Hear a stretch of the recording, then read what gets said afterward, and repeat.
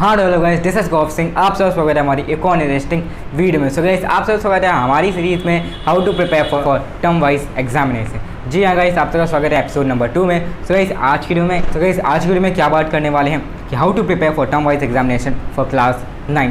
जैसे कि अगर मैंने क्लास 9 की आज वीडियो बनाऊंगा, जैसे कि आपको पता है मैंने क्लास 10 की वीडियो बना दी है, ठीक है। अगर आपने नहीं देखी तो आई बटन पर आपको मिल जाएगी, या तो मेरे चैनल पे जाके देख सकते हैं। क्लास 10 की वीडियो मैंने बना के रख दी है, ठीक है, वो आप जाके देख सकते हैं। और गाइस आज हम बनाएंगे, आज हम बात करना है क्लास 9 के बारे में कि उनका कैसे प्रिपेयर करना है टर्म वाइज के हिसाब से, ठीक है। टर्म वाइज एग्जामिनेशन में टर्म 1 के लिए कैसे प्रिपेयर करना है, ठीक है। तो वीडियो बहुत ज़्यादा इंटरेस्टिंग होगी। अगर भाई कोई चैनल पर नए हैं तो भाई चैनल को सब्सक्राइब कर लेना और बेल आइकन दबाना ना भूलना। तो चलो इस वीडियो आज की बहुत ज़्यादा इंटरेस्टिंग होने वाली, तो चलिए वीडियो को शुरू करते हैं।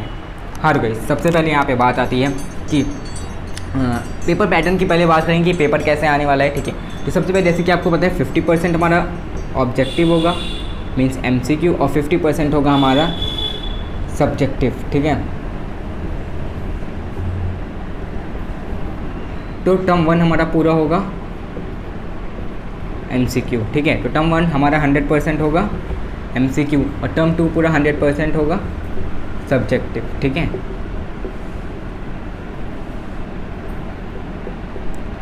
ठीक है, तो टर्म 1 होगा हमारा MCQ और टर्म 2 होगा हमारा सब्जेक्टिव, ठीक है।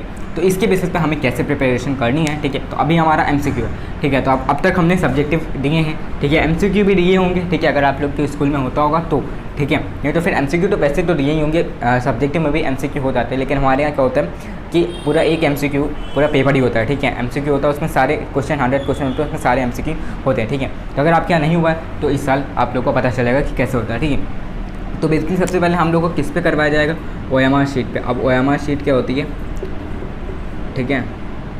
तो एक ऐसी लगभग ऐसी सीट होती है जिसपे कि इधर एक बॉक्स बने होते हैं, इधर बॉक्स बने होते हैं, ठीक है। इनमें क्वेश्चन नंबर दिया होता है और 4 ऑप्शन दिए होते हैं, ठीक है, जिसमें कि जो सही होगा उस पर आपको डार्क सर्कल करना है, ठीक है।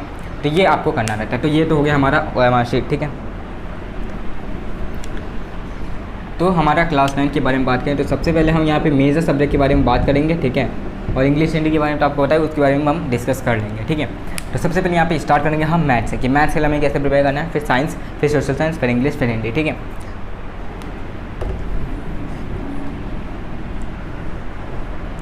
तो मैथ्स के बारे में बात करते हैं, ठीक है। तो इससे पहले तो ये जान लें कितने मार्क्स का पेपर होने वाला है। तो मैक्सिमम मार्क्स हमारा होगा 40 मार्क्स, मैक्सिमम 40 मार्क्स का पेपर होगा, जिसमें कि 40 MCQ होंगे, ठीक है। क्योंकि MCQ हमेशा 1 मार्क्स के एक होते हैं, ठीक है, 1 मार्क्स ईच। तो 40 क्वेश्चन होंगे तो 40 मार्क्स का पेपर होगा, ठीक है। अब इसमें से IA जो होगा मीन्स इंटरनल असेसमेंट, वो होगा हमारा 10 मार्क्स है। तो टोटल मिला के 50 मार्क्स हो जाएगा, ठीक है। टोटल मिला के 50 मार्क्स हो जाएगा। 50 मार्क्स ये हो गया हमारा टर्म 1 का और 50 मार्क्स हो गया हमारा टर्म 2 का, ठीक है। टर्म 1 50 मार्क्स होगा और टर्म 2 50 मार्क्स होगा, ठीक है। दोनों 50-50 इक्वल के होंगे, ठीक है। तो यहाँ पर बात करें सबसे पहले मैथ्स से स्टार्ट करते हैं, ठीक है। तो देखो यहाँ पे कितने यूनिट आ रहे हैं तो हमें पता होना चाहिए, ठीक है। तो क्लास 9 की अगर आपने सिलेबस नहीं देखा है तो आपको लिंक डिस्क्रिप्शन में मिल जाएगी, आप वहाँ पे जाके देख सकते हैं, ठीक है। तो यूनिट यहाँ पे कितने आ रहे हैं, ठीक है। तो यहाँ पे आपके आ रहे हैं 7 यूनिट्स, 1 2 3 6, ठीक है। तो पहला है हमारा NS नंबर सिस्टम, ठीक है। फिर है हमारा अलजेब्रा, फिर है कोऑर्डिनेट ज्योमेट्री, फिर है ज्योमेट्री, फिर है मेंसुरेशन, और फिर है स्टैटिक्स, और लास्ट में आता है प्रोबेबिलिटी, ठीक है। तो नंबर सिस्टम आएगा, अलजेब्रा आएगा, कोऑर्डिनेट ज्योमेट्री आएगा, मेंसुरेशन आएगा, स्टैटिक्स आएगा, प्रोबेबिलिटी आएगा। तो अगर हम उस ओवरऑल देखें उस हिसाब से तो हमारा प्रोबेबिलिटी इसी के साथ आ जाता है। तो हम ये कह सकते हैं 6, ठीक है। कितने यूनिट्स होने वाले हैं, 6 यूनिट्स होने वाले हैं, ठीक है। और ये 7th वाला हमारा अगर इसको हम इधर ना करें तो यहाँ पे हमारा क्या आ जाएगा, हम मिटा देंगे, ठीक है। तो इस तरीके से तो हमारे 6 यूनिट्स बन रहे हैं, ठीक है, 6 यूनिट बनेंगे। तो हर अब देखो यहाँ पे चैप्टर कितने हैं, ठीक है। तो नंबर सिस्टम हो गया, अलजेब्रा होगा, कोऑर्डिनेट ज्योमेट्री हो गया, मेंसुरेशन हो गया, स्टैटिक्स एंड प्रोबेबिलिटी हो गया, ठीक है। अब देखो चैप्टर तो तुम्हारे लगभग सारे आएंगे, ठीक है। तुम्हारे 7 यूनिट होते हैं, 7 यूनिट के अंदर सारे चैप्टर आते हैं, ठीक है। अब लेकिन इसमें से 50-50% आएगा, ठीक है। मीन्स अभी नंबर सिस्टम से थोड़ा सा आएगा और अलजेब्रा से थोड़ा सा आएगा, ठीक है। और फिर जब तुम टर्म 2 में पहुँचोगे तब भी वो कंटिन्यू रहेगा, ठीक है, तब भी वो कंटिन्यू रहेगा। तो 50% अभी पूछेंगे, और 50% तुम्हारा टर्म 2 में पूछेंगे, ठीक है। तो पूरा चैप्टर पढ़ने की ज़रूरत नहीं है, वो तुम्हारे टीचर्स बताएंगे कि कितना तक आ रहा है, ठीक है, कितना क्वेश्चन तक तुम्हारा, कितना एक्सरसाइज तक तुम्हारा मैथ्स में आने वाला है, ठीक है, वो तुम्हारे स्कूल वाले टीचर्स बता देंगे, ठीक है। तो अगर हम इस हिसाब से देखें तो हमारे पास कितने चैप्टर बन रहे हैं यहाँ पे, 1 2 3 4 5 6 7 बन रहे हैं, ठीक है। इसको अगर हम सेपरेट कर दें स्टैटिक्स प्रोबेबिलिटी तो हमारे पास 7 बनते हैं। 7 × 3 अगर हम करेंगे तो हमारा हो जाएगा 21 डेज़, ठीक है। 7 × 3 करेंगे तो हमारा हो जाएगा 21 डेज़, ठीक है। अब यहाँ पे हम ये सोच के चलते हैं कि 20 डेज़ में हमें कंप्लीट करना है पूरा, ठीक है। 20 डेज़ में हमें पूरा कंप्लीट करना है। साल में 2 एग्ज़ाम होंगे, ठीक है, 2 एग्ज़ाम होंगे जिसमें कि हमारा पहला टर्म 1 होगा, दूसरा होगा टर्म 2। उसके साथ तुम्हारे पीरियोडिक टेस्ट भी होते रहेंगे क्योंकि उसके भी मार्क्स जोड़ने हैं, ठीक है। हाँ, ये भी बता दूँ इंटरनल असेसमेंट जो होगा, अब इसके 10 मार्क्स कहाँ से मिलने वाले हैं ये भी सुन लो, ठीक है। 3 मार्क्स तुम्हें पीरियोडिक से मिलेंगे, ठीक है, 3 मार्क्स पीरियोडिक से मिलेंगे। 2 मार्क्स तुम्हारा पोर्टफोलियो होगा, ठीक है, और 2 मार्क्स तुम्हें वो तुम्हारे एनरिचमेंट के मिलेंगे, ठीक है, और 3 मार्क्स तुम्हें मिलेंगे प्रोजेक्ट के, ठीक है। सॉरी, ये जो 2 मार्क्स हैं ये तुम्हें मिलेंगे, तो ये हो गया तुम्हारा 2 मार्क्स जो होगा वो होगा मल्टीपल असेसमेंट, ठीक है, जो भी तुम्हारा असेसमेंट होते रहते हैं वो। और फिर 3 मार्क्स मिलेंगे तुम्हें स्टूडेंट एनरिचमेंट के, ठीक है, और तुम्हारे एक्टिविटीज़ हो गया, ठीक है, और तुम्हारा जो भी प्रोजेक्ट फाइल हो गया, ठीक है, तो एक्टिविटीज़ जो भी है वो सब मिला के 3 मार्क्स होगा, ठीक है। तो ये पूरा बन जाएगा तुम्हारा 10 मार्क्स का, ठीक है। तो हम आते हैं मैथ्स में। यहाँ पे हमारे पास 21 डेज़ बन रहे हैं, तो 21 में एक दिन माइनस कर देते हैं, 20 डेज़ हम ऑन एन एवरेज लेके चलते हैं, ठीक है। तो अगर हम नंबर सिस्टम देखें तो नंबर सिस्टम में रियल नंबर आता है, तो ये एक ईजी चैप्टर है, ठीक है। इसे तुम एक दिन में अगर चाहो तो कंप्लीट कर सकते हो, ठीक है, कर सकते हो, इतना टफ नहीं है। बात आती है स्टैटिक्स प्रोबेबिलिटी पे, तो ये भी तुम्हारा एक दिन में चैप्टर हो जाएगा, ठीक है। तो जहाँ पे तुम इससे 4 दिन दे रहे हो वहाँ पे तुम एक दिन और माइनस कर दो तो तुम्हारा 3 दिन बन गया, तो ये 21 का तुम्हारा 19 हो गया। लेकिन तुम फिर भी इसमें अगर 4 दिन दे देते हो, ठीक है, इसमें 2 दिन इसमें 2 दिन, तो तुम्हारा 20 डेज़ तो बन ही जाएगा, ठीक है। तो अगर तुम्हारे पास कोई टाइम बचता है, जैसे ये ज्योमेट्री में बचता है या तुम्हारे पास स्टैटिक्स में बचता है, ठीक है, तो वो तुम टाइम किस में लगा सकते हो, मेंसुरेशन में, क्योंकि इसमें थोड़ा सा ज़्यादा डाउट आता है, ठीक है, और अलजेब्रा में लगा सकते हो, इसमें भी डाउट आता है, ठीक है। तो यहाँ पे तुम टाइम लगा सकते हो। तो ऑन एन एवरेज हम मान के चलें 20 डेज़ बनेगा हमारा, ठीक है, 20 डेज़ बन रहा है। अब इसमें हमें सबसे क्या क्या चीज़ें करनी है कि हमें 20 डेज़ में एकदम अच्छी तरीके से क्लियर हो जाए, ठीक है। तो यहाँ पे जैसे कि तुमने 10th वाली वीडियो नहीं देखी तो तुम जाके देख सकते हो, ठीक है। बाकी मैं फिर से यहाँ पे तुमको पॉइंट्स बता देता हूँ कि हमें स्टार्टिंग कैसे करनी है, ठीक है, और एंडिंग कैसे करनी है। बात आती है पहला कि मैंने पिछली वीडियो में बोला था कॉन्सेप्ट तुम्हारा क्लियर होना चाहिए, ठीक है। पहली बात तो होना चाहिए कॉन्सेप्ट तुम्हारा क्लियर, कि तुमको समझ आ रहा है कि नहीं चैप्टर पहले तो ये पढ़ो, उसको समझो सही है, क्लियर है कि नहीं, फिर उसके फॉर्मूले पे जाओ। सबसे पहले तुम लोग क्या पहले सीधे चले जाते हो क्वेश्चन पे, ठीक है, कि क्वेश्चन कर लेंगे बस हो जाएगा, लेकिन नहीं, क्वेश्चन नहीं करना। सबसे पहले फॉर्मूला को समझना है कि कौन सा फॉर्मूला कहाँ लगेगा, क्योंकि जब तुम्हें फॉर्मूला पता चल जाएगा तब तुम क्वेश्चन बहुत ही ईजिली तरीके से कर सकते हो, ठीक है। फिर तीसरा आता है तुम्हारा हो गया लेक्चर, ठीक है, मीन्स लेक्चर मीन्स चैप्टर का जो भी हमारा जैसे थ्योरम है, जैसे कि तुम्हें ऐसे नहीं समझ आया तो तुम यूट्यूब पे लेक्चर देख लो कि ये वाली थ्योरम इस तरीके से प्रूव हो रही है, ये वाला इसका डेरिवेशन इस तरीके से होगा, ठीक है, वो सारे लेक्चर्स तुम दे सकते हो, ठीक है। उसके बाद 4th नंबर पे तुम्हारा जो आता है वो हो गया फिलअप्स हो गया, ठीक है। एक्सरसाइजेस भी होती हैं, कुछ होती हैं जो फिलअप्स होती है, ठीक है, तो फिलअप्स इंपॉर्टेंट है क्योंकि ये MCQ होने वाला है, तो चैप्टर के बेस से कुछ भी पूछ सकते हैं। फिर लास्ट में तुम्हारा जो आता है वो होता है तुम्हारा क्वेश्चंस, ठीक है। लास्ट में तुम्हें आखिरी में जब ये सारी चीज़ें क्लियर हो जाएं, ठीक है, उसके बाद तुम्हें करना है लास्ट में क्वेश्चन, ठीक है, क्योंकि तब तुम्हारा कॉन्सेप्ट क्लियर हो जाएगा, फॉर्मूला पता चल जाएगा, लेक्चर भी तुम सारे डेरिवेशन देख लोगे कि हाँ तुम्हें इस तरीके से ये डेरिवेशन होता है, ठीक है। उसके बाद तुम्हें क्वेश्चन करना होगा। अब क्वेश्चन भी देखो, सबसे पहले तो यहाँ पे तुम्हें इससे भी पहले एक चीज़ मैं इंपॉर्टेंट बोल गया, ठीक है। सबसे पहले तो टाइम सेविंग, ठीक है, टाइम सेवर मोड ऑन कर लो अपने में, ठीक है। टाइम सेवर मतलब देखो तुम पहला जो तुम्हारा होगा वो होगा MCQ, ठीक है, MCQ तो होगा, लेकिन तुम जो MCQ है, ठीक है, टिक सिर्फ गोला ही तो लगाना है, ठीक है। 4 हैं, इसमें से जो भी सही होगा उस पर गोला लगा के हो जाएगा, ठीक है। लेकिन गोला लगाओगे जब आएगा ना तुम्हें, जब तक आएगा नहीं तब तक गोला लगाओगे नहीं, ठीक है, कि गलत लगा के चले आओगे वो तो करोगे नहीं, ठीक है। तो तुम्हें सबसे पहले यहाँ पे टाइम सेविंग करना है। अगर तुम देखो ये है तुम्हारा 40 मार्क्स का पेपर है जिसमें कि 40 क्वेश्चन होने वाले हैं, तुम्हें मैक्सिमम टाइम कितना मिलने वाला है, मैक्सिमम तुम्हारा टाइम कितना होने वाला है वो होता है 90 मिनट होगा, ठीक है, 90 मिनट्स होगा। तो अगर हम एक क्वेश्चन में 2 मिनट दें तो हमारा 14 × 2 80 मिनट्स हो गया, ठीक है। तो हमारे पास यहाँ पे 80 मिनट्स का पेपर होगा, 10 मिनट्स हमारे पास बचते हैं जो होगा हमारा रिवीजन का। अब तुम सोचोगे भैया इसमें रिवीजन कहाँ से कर सकते हैं, ठीक है, हमारा तो इसमें तो हम दोबारा से लिख भी नहीं सकते, इसमें तो एक बार गोला लगा दिया तो लगा दिया, दूसरा होगा नहीं। तो देखो इस 10 मिनट्स में तुमको क्या करना है, ऐसा तो है नहीं तुम एक ही बार में सारे क्वेश्चन कर लोगे, और अगर तुम कर ले तो बहुत ही अच्छी बात है, ठीक है। अगर तुम्हें आ रही तो तुम कर लोगे, लेकिन 10 मिनट्स आखिर में रिवीजन के लिए इसे रखना कि अगर तुम्हारा बाई चांस कोई क्वेश्चन छूट जाता है, कोई क्वेश्चन तुमसे नहीं होता, तो तुम उस 10 मिनट्स के अंदर उसको कवर कर सकते हो। नहीं तो फिर जल्दी जल्दी में रहोगे तो तुम समझ ही नहीं पाओगे कि कौन सा क्वेश्चन करें, इसलिए तुम्हारा पेपर छूट भी सकता है, ठीक है। तो इसलिए सबसे पहले मैथ्स में यही होता है टाइम सेविंग, ठीक है, टाइम सेविंग में करना है, ठीक है। तो टाइम सबसे पहले तो राइटिंग प्रैक्टिस कर लो, ठीक है। क्वेश्चन की राइटिंग प्रैक्टिस करो कि 2 मिनट के अंदर, तो क्या तुम 1.5 मिनट के अंदर, ठीक है, अपना एक क्वेश्चन पूरा सॉल्व कर लो, ठीक है।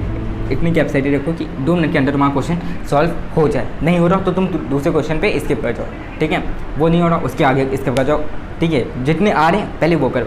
तुम एक के चक्कर में 39 मार्क्स गवा दोगे तो वो तो कहीं सही चीज़ नहीं है कि तुम 39 मार्क्स ले आओ और एक क्वेश्चन गवा दो, ठीक है, वो फिर भी चलेगा, ठीक है। भले तुम्हारे तुमको कुछ क्वेश्चन यार तुम्हें 20 to 30 मार्क्स आ रहे हैं, ठीक है, 30 to 35 आ रहे हैं, ठीक है, ये चलेगा। लेकिन तुम ये जो इधर के 10 से 20 क्वेश्चन है जो तुमको नहीं है, उन्हीं के पीछे पड़ जाओगे तो तुम्हें ये 10 से 20 तो क्वेश्चन आने वाले नहीं, ठीक है, वो तुम्हें आ नहीं रहे। बाकी की जो ये आ रही थी वो भी तुम गवा बैठोगे, ठीक है, वो भी तुम गवा बैठोगे, वो भी पूरे कर नहीं पाओगे। तो जहाँ तुम्हारे 20 to 30 मार्क्स आए थे वहाँ पे तुम्हें 5 या 10 ही मार्क्स मिलेंगे, ठीक है। तो यहाँ पे सबसे मेन चीज़ आती है टाइम सेविंग, ठीक है। एमसीक्यू में यही चीज़ होती है कि टाइम तुम्हें सेव करना है, ठीक है।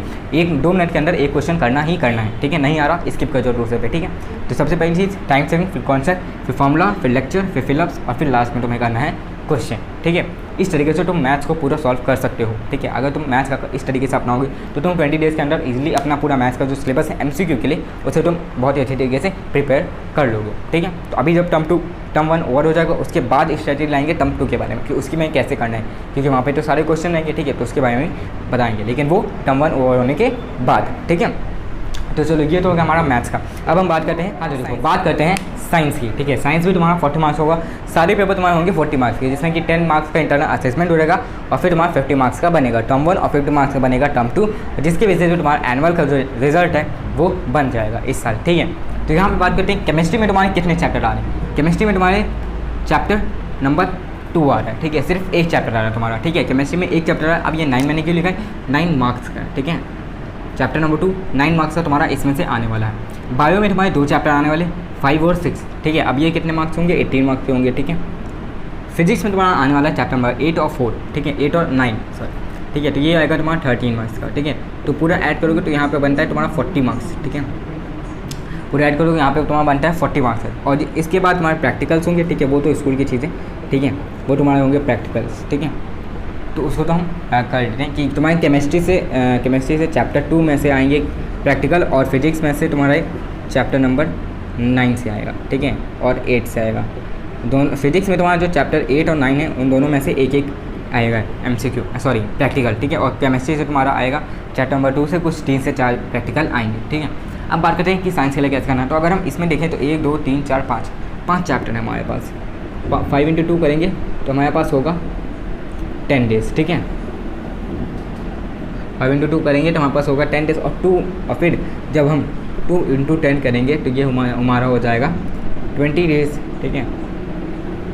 अब मैंने क्यों किया है, देखो यहाँ पे तुम्हारे 5 चैप्टर थे, तुम्हारे चैप्टर को 2 दिन दे देते हैं। तो यहाँ पे हम मान लीजिए 10 चैप्टर कर लेते हैं तो हमारा 10 into 2 20 डेज़ हो गया, ठीक है। तो यहाँ पे हमने बस चैप्टर को बढ़ाया, इधर तुम ये भी कर सकते हो, ठीक है।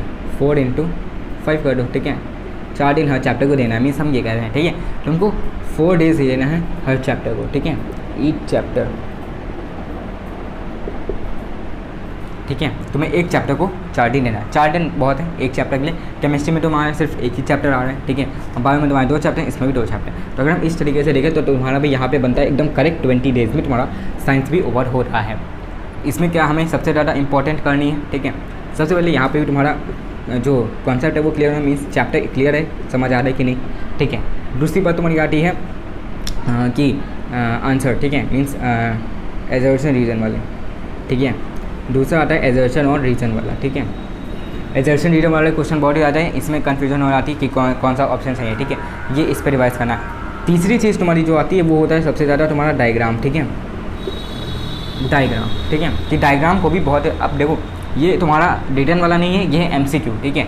कॉन्सेप्ट तो क्लियर होने चाहिए, मीन्स जब तक तुम चैप्टर पढ़ोगे नहीं, और ये सारी चीज़ें NCERT पे बेस्ड। अगर तुम NCERT पढ़ रहे हो, ठीक है, NCERT बोले हार्ड एंड सोल, अगर तुम NCERT पढ़ लेते हो तो ठीक है, अगर तुम इसको अपना लेते हो NCERT को, तो तुम्हारा 80 to 90% सिर्फ इसको पढ़ के आ जाएगा। NCERT को 80 to 90% पढ़ के तुम ले आ सकते हो, ठीक है। अगर तुमको कोई विषय पढ़ने की ज़रूरत नहीं, रिफ्रेशर मत पढ़ो, कुछ ना करो, तुमको सिर्फ ये करना है। अगर तुम्हारा ये हो जाता है एकदम बढ़िया, तो तुम 80 to 90% ईजिली स्कोर कर सकते हो, ठीक है। तो देखो बात करते हैं डायग्राम की। तो डायग्राम देखो, अब इस यहाँ पे 3 तरीके के क्वेश्चन हो सकते हैं डायग्राम में। कैसे? देखो पहला क्वेश्चन जो तुम्हारा हो सकता है वो होगा, कोई भी डायग्राम दे देंगे, उसमें बोल देंगे कि ये ए की लेबलिंग क्या है, बी की दे देंगे, सी की दे देंगे, डी की दे देंगे, पूछेंगे ए की लेबलिंग क्या है, ठीक है। ये तो हमारा पहला क्वेश्चन होगा। दूसरा टाइप का क्वेश्चन बोल देंगे, डायग्राम बना देंगे, चारों ऑप्शन दे देंगे, इसमें से वो एक गलत दे देंगे, जैसे कि ए वाला रॉन्ग दे देंगे, बी, सी और डी तुम्हारा सही होगा। पूछेंगे which of the following option is incorrect, ठीक है। इस तरीके से क्वेश्चन दे सकते हैं। और तीसरा क्वेश्चन तो बना इस तरीके से आ सकता है, इसका रिवर्स वाइस वर्सा, तुम्हें 3 गलत दे देंगे, ठीक है, 3 गलत दे देंगे और 1 दे देंगे सही, ठीक है, 1 दे देंगे सही। तुम्हें पूछा जाएगा कि इसमें से इन चारों में से कौन सा लेबलिंग सही है, ठीक है। तो डायग्राम पे सबसे ज़्यादा एकदम अच्छे तरीके से उसे पढ़ लेना, ठीक है, और एकदम अच्छे तरीके से दिमाग में रख लेना कि तुम्हें डायग्राम में कौन सी चीज़ क्या चाहिए, ठीक है। तो लेबलिंग को सबसे ज़्यादा ध्यान, वहाँ पे तुम्हें कोई कलरिंग करनी, डायग्राम बनाने की कोई ज़रूरत नहीं। तुम्हें सिर्फ क्या करना है, लेबलिंग पे ध्यान देना है, ठीक है। डायग्राम की लेबलिंग जो है सिर्फ उस पर तुम्हें ध्यान देना है, ठीक है। और फिर लास्ट में तुम्हारा आता है लेक्चर, ठीक है। लेक्चर तुम देख सकते हो, जब कॉन्सेप्ट ले रहे हो, चैप्टर भी मतलब वही है, ठीक है। कॉन्सेप्ट और लेक्चर तुम देख लो, ठीक है, और चैप्टर को समझ लो। उसी के चैप्टर के बीच में मेन तुम्हें NCERT से पढ़ना है। NCERT में से एकदम सेम टू सेम लाइन उठ के आ जाती है और पता भी नहीं चलता कहाँ से है, ठीक है। तो NCERT एकदम अच्छे तरीके से पढ़ लेना, जैसे कि तुम्हें कोई भी चीज़ मिस ना हो, ठीक है। तो इस तरीके से तुम साइंस को भी कर सकते हो। अब यहीं पर अगर हम कुछ चेंजेस करते हैं, सोशल साइंस कौन से में से किस ना आ रहा है, ठीक है। तो हिस्ट्री में से तुम्हारा सिर्फ 1 चैप्टर आएगा, सिविक्स में से तुम्हारे 2 चैप्टर आएंगे, ज्योग्राफी में से तुम्हारे 2 चैप्टर आएंगे, और इकोनॉमिक्स में से तुम्हारे 2 चैप्टर आएंगे, ठीक है। 2, 2, 4, 2, 6, 1, 7, ठीक है। 7 3 यहाँ पे भी फिर से वही मैथ्स के स्ट्रैटेजी अपनाएं, तो 7 3 होता है 21 डेज। 1 दिन माइनस करेंगे किसी में, ठीक है। किस में माइनस करेंगे? इकोनॉमिक्स में माइनस करेंगे। इकोनॉमिक्स तुम चाहो तो 1 दिन में 1 चैप्टर ईजिली खत्म कर लो, ठीक है। हाँ, तो इकोनॉमिक्स में तुम कहीं भी कर सकते हो, ठीक है। और फिर ये इकोनॉमिक्स का टाइम तुम्हें किस में देना है? हिस्ट्री में, क्योंकि हिस्ट्री में सबसे ज़्यादा डाउट आता है। हिस्ट्री में बहुत ही ज़्यादा, 2 दिन में तुम नहीं कर पाओगे। हिस्ट्री में तुम्हें 3 से 4 दिन देने पड़ेंगे। इकोनॉमिक्स का टाइम हिस्ट्री में दे देना और इकोनॉमिक्स का सेव कर लेना, तो तुम यहाँ पे और ऑन एन एवरेज मान के चलो फिर से 20 डेज हो गया, ठीक है। अब तुम्हें यहाँ पर अपनाना क्या क्या है? पहला तुम्हारा हो गया कॉन्सेप्ट और लेक्चर, ठीक है। चैप्टर को समझो, एकदम सेम चीज़ वही है। दूसरा हो गया एजर्सन एंड रीज़न, ये भी सेम चीज़ वही है जो मैंने अभी तुम्हें साइंस में बताई। तीसरा हो गया डायग्राम।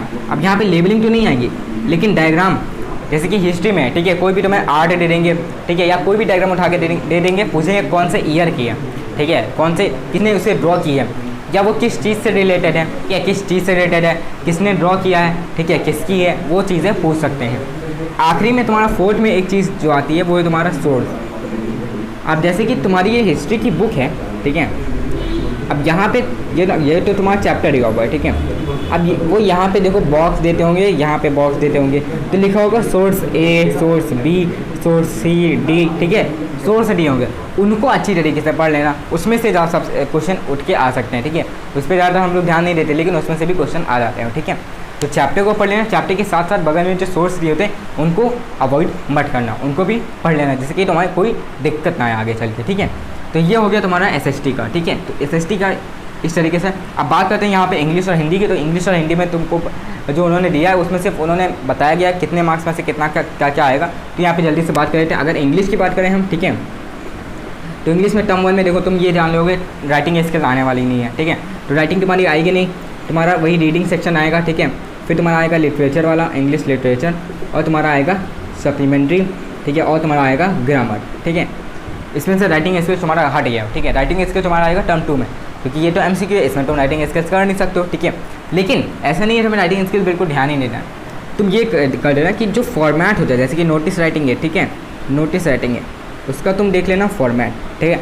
जैसे कि वो पूछ लेंगे यहाँ पे क्या आता है, ठीक है, यहाँ पे इसको क्या बोलते हैं, यहाँ पे तुम्हारा जैसे कि यहाँ पे लगा देंगे डैश और यहाँ पे लिख देंगे क्या आता है। तो तुम यहाँ कहोगे सबसे पहले हमें नोटिस लिखना होता है, ठीक है, या तुम्हें ये आखिर ये जो होता है यहाँ पे तुम्हें क्या ये यहाँ पे चीज़ें क्या आती है, तो यहाँ पे तुम्हें लिखना बॉडी आती है, ठीक है। आखिरी में तुम्हें क्या आता है, सैल्यूटेशन आता है, ठीक है।